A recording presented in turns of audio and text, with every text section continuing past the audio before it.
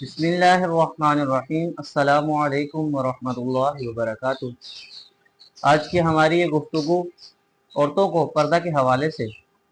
اور محرم اور نامحرم کے امور کے حوالے سے اور سائنسی وجوہات جو پردہ نہ کرنے پر تحقیق میں آئیں ان پر نظر ثانی کریں گے۔ عورتوں کو پردہ کے حوالے سے اللہ رب العزت نے قرآن مجید میں بہت تاکید فرمائی، اور سورۃ النور میں آیت نمبر 30 میں اللہ رب العزت نے ارشاد فرمایا، اے حبیب آپ مومنہ عورتوں سے فرما دیجئے کہ وہ اپنی نظروں کو نیچے رکھیں، اپنی شرمگاہ کی حفاظت کریں اور اپنی زینت کو ظاہر نہ کریں سوائے اس کے جو ظاہر ہو جائے۔ اور اسی طرح اللہ رب العزت نے قرآن مجید میں سورۃ الاحزاب کی آیت نمبر 59 میں ارشاد فرمایا، اے حبیب آپ اپنی ازواج مطہرات سے ارشاد فرما دیجئے اور اپنی بیٹیوں سے ارشاد فرما دیجئے اور مومنہ عورتوں سے ارشاد فرما دیجئے کہ وہ اپنی چادروں کو لٹکائے رکھیں، یعنی کہ اپنے وجود پر چادروں کو لٹکا کر رکھیں۔ آج کل اگر عورتوں سے کہہ دیا جائے کہ پردے کا اہتمام کریں تو سب نے اپنے اپنے جواب بنا رکھے ہیں۔ کوئی کہتا ہے کہ نیت صاف ہونی چاہیے، کوئی کہتا ہے ذہن صاف ہونا چاہیے، کوئی کہتا ہے آج کل کا معاشرہ ہے، کلچر ہے، آج کل کی تہذیب میں یہ شامل ہے کہ دوپٹوں کو ہٹا دیا جائے یا نیٹ کے بازو پہنے جائیں۔ تو میری ان بہنوں سے گزارش ہے کہ اللہ رب العزت نے اتنی وعید فرمائی، اتنی تاکید کی اور فرمایا، اے حبیب آپ اپنی ازواج مطہرات سے کہہ دیجئے، اپنی بیٹیوں سے کہہ دیجئے، امہات المومنین سے کہہ دیجئے کہ اپنے پردے کا اہتمام کریں۔ جب اللہ رب العزت اتنی عظیم و شان ہستیوں سے فرما رہا ہے کہ پردے کا اہتمام کریں تو ہم کیا چیز ہیں؟ ہمیں بھی اللہ رب العزت کے اس فرمان پر خصوصاً عمل کرنا چاہیے۔ اب رہی بات محرم اور نامحرم سے اور عورت کا کتنا پردہ کرنا ضروری ہے، تو عورت کے لیے چہرہ، ہاتھ اور پاؤں،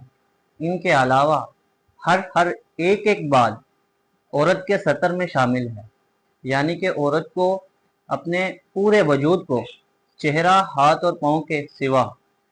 تمام کے تمام وجود کو چھپانا اس پر ضروری فرض ہے۔ اور مرد کے حوالے سے اگر دیکھا جائے تو اس کا ناف سے گھٹنوں تک، یعنی کہ گھٹنے اس میں شامل ہیں۔ آج کل معاشرے میں دیکھا جاتا ہے کہ گرمیوں کے موسم میں نکر اور شرٹ پہن لی جاتی ہے، اور نکر بھی جو گھٹنوں سے اوپر۔ تو میرا ان بھائیوں سے بھی یہ گزارش ہے کہ اپنی نکر کو اگر نکر ہی پہننی ہے، البتہ تو پورا لباس پہننا چاہیے، اگر آپ نکر ہی پہنتے ہیں تو خدارہ گھٹنوں سے نیچے تک رکھیں، کیونکہ اللہ رب العزت نے مرد کے لیے جو سطر بیان فرمایا ہے وہ ناف سے گھٹنوں کے نیچے تک ہے، یعنی کہ گھٹنے چھپے ہونے ضروری ہیں۔ اب میں بتاتا چلوں کہ مرد کے لیے اور عورت کے لیے محرم اور نامحرم کون ہوگا۔ عورت کے لیے جو محرم ہوگے وہ عورت کا بھائی ہوگا، عورت کا باپ ہوگا، عورت کا سسر ہوگا اور عورت کا ماموں، چاچو، پھپھڑ اور سایا، یہ عورت کے محرم میں شامل ہیں۔ اور مرد کے لیے دیکھا جائے تو مرد کی ماں، اس کی بہن، اس کی ساس، اس کی پھپھو،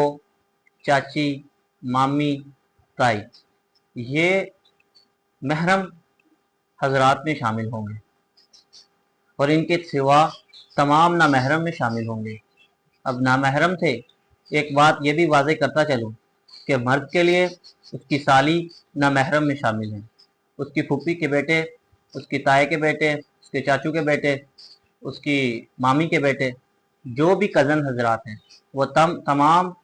جب عورت ہوگی تو وہ مرد کے لیے نامحرم ہوں گے، اور اگر مرد ہوں گے وہ عورت کے لیے نامحرم ہوں گے۔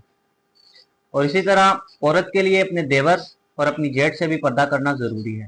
کیونکہ وہ بھی نامحرم حضرات میں ہی۔ اسلام میں پردے کا حکم محض مرد کو عورت کے لیے یا عورت کو مرد کے لیے مذہبی لحاظ سے نہیں یا سماجی لحاظ سے نہیں، بلکہ آج کی سائنس اس بات پر تصدیق کرتی ہے کہ جب ایک غیر محرم دوسرے غیر محرم کی طرف نظر اٹھاتا ہے تو اس کے جسم میں کس کس طرح کے ہارمونز اور نفسیاتی تبدیلیاں اثر مرتب کرتی ہیں۔ نگاہ اور دماغ کے تعلق کو ہی دیکھ لیں، جب انسان کسی دلکش یا کشش والی چیز کو دیکھتا ہے، خاص طور پر مختلف جنس ہو، تو دماغ کا ایک خاص حصہ جسے ہائپوتھائلیمس کہا جاتا ہے وہ متحرک ہو جاتا ہے۔ اس کے متحرک ہونے سے جذبات، شہوت، ہارمونز کی تبدیلیاں اپنا کردار ادا کرنے لگ جاتی ہیں۔ آنکھوں سے دیکھی جانے والی تصویر دماغ کے ایک خاص حصے ورچوئل کانٹیکس میں ڈی کوڈ ہو جاتی ہے۔ اس کے ڈی کوڈ ہونے کے ساتھ ساتھ ہائپوتھیلیمس اور ورچوئل کانٹیکس میں ڈی کوڈ ہونے والی تصویر مختلف جذبات، مختلف شہوت اور مختلف نفسیاتی ہارمونز کو اس قدر پروان چڑھاتی ہے کہ بندہ اپنے جذبات پر قابو نہیں پا سکتا۔ عورت کے لیے پردے کے فوائد: مردوں کی نظروں سے محفوظ ہو جاتی ہے، ذہنی اور جسمانی تحفظ حاصل ہوتا ہے،